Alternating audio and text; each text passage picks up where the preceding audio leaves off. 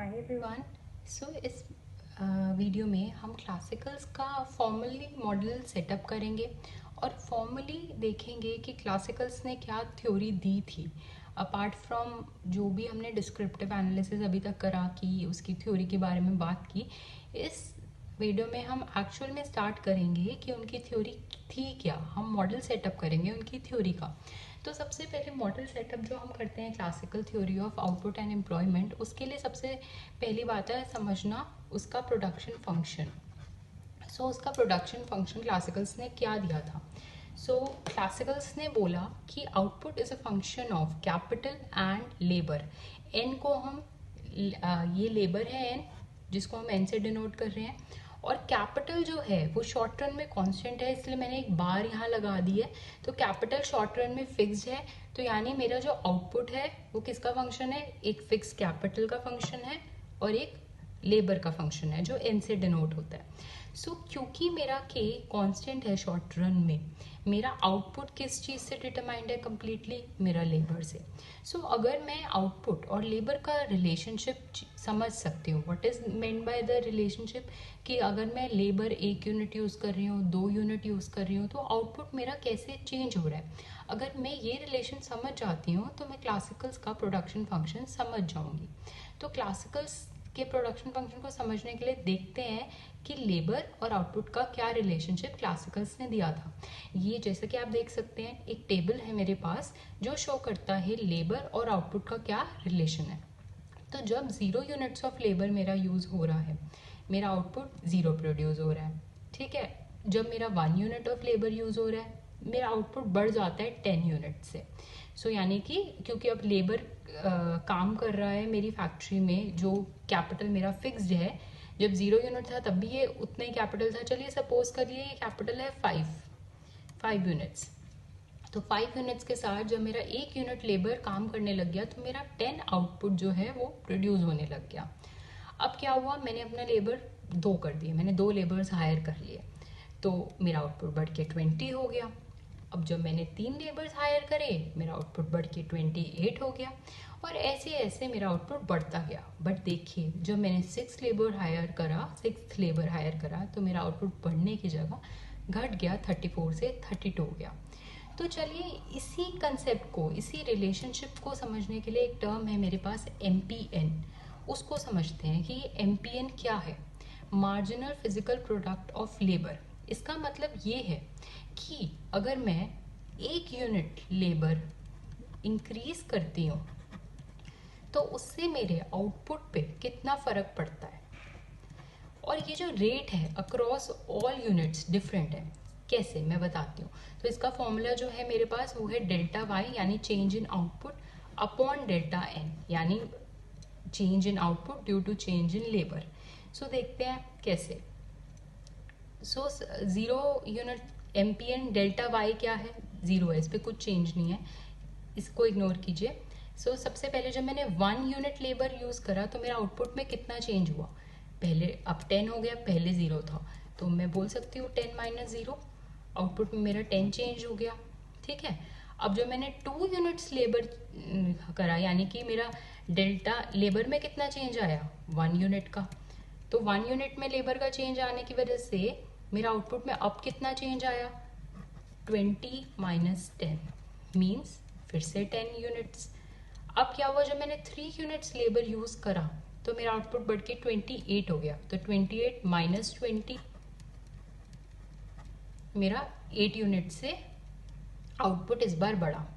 उसी तरह 33 हुआ 4th लेबर पे, तो 33 माइनस 28, यानी मेरा 5 यूनिट से बढ़ा। जब मैंने 5th लेबर हायर करा तो मेरा आउटपुट सिर्फ 1 यूनिट से बढ़ा, 34 माइनस 33। एंड जब मैंने 6th लेबर हायर करा तो मेरा आउटपुट उल्टा घट के -2 से मेरा आउटपुट कम हो गया। तो बेसिकली ये चेंज इन आउटपुट है due to change in labour. हर एंट्री में जब हम मूव कर रहे हैं तो मेरा डेल्टा एन हर किसी के लिए 1 है, तो इसलिए ये MPN को इसमें मैंने सिर्फ डेल्टा वाई की वैल्यू रखी है।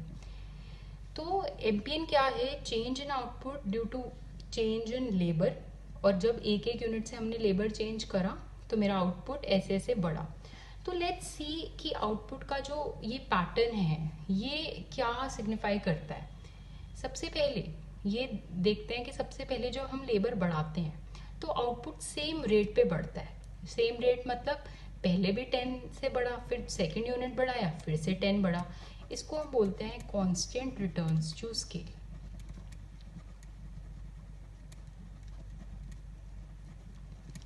उसके बाद जब मैंने 3 से 4 यूनिट बढ़ाया, मेरा आउटपुट कम होने लग गया। मतलब कि पहले 10 से बढ़ा था, रेट ऑफ इंक्रीज मेरा अब 8 हो गया, अब 5 हो गया। इसको हम बोलते हैं डिमिनिशिंग रिटर्न्स।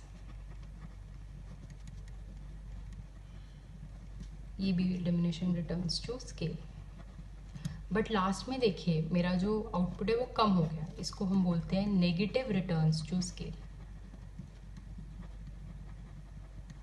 तो इन सब रिटर्न्स की थ्योरी क्या है?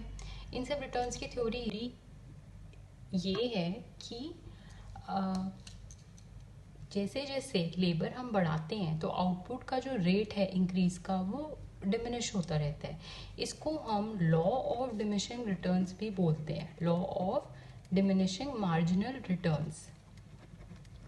ये एक माइक्रो का टॉपिक है और इसके लिए आप किसी भी माइक्रो की स्टैंडर्ड नोटबुक को यूज़ कर सकते हैं कि ये क्यों ऑपरेशनल है। बट इस थ्योरी के लिए इतना समझना ज़रूरी है बस कि law of diminishing marginal returns operational है, जिस वजह से rate of change of output मेरा फॉल कर रहा है और एक ऐसा पॉइंट आता है कि इवन मेरा आउटपुट जो है वो गिरने लग जाता है।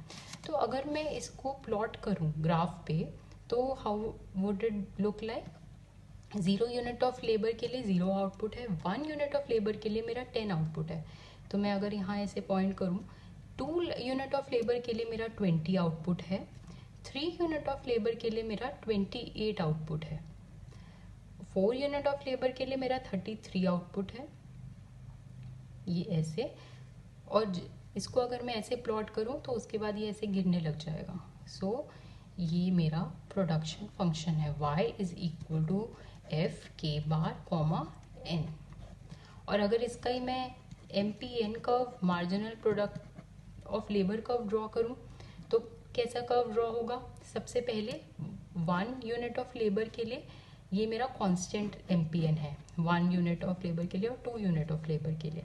उसके बाद MPN फॉल करने लग जाता है, ये 10 है अगर, मेरा 8, 3 यूनिट ऑफ लेबर के लिए मेरा, ये मैं पॉइंट्स को ऐसे ऐसे ज्वाइन करूँगी।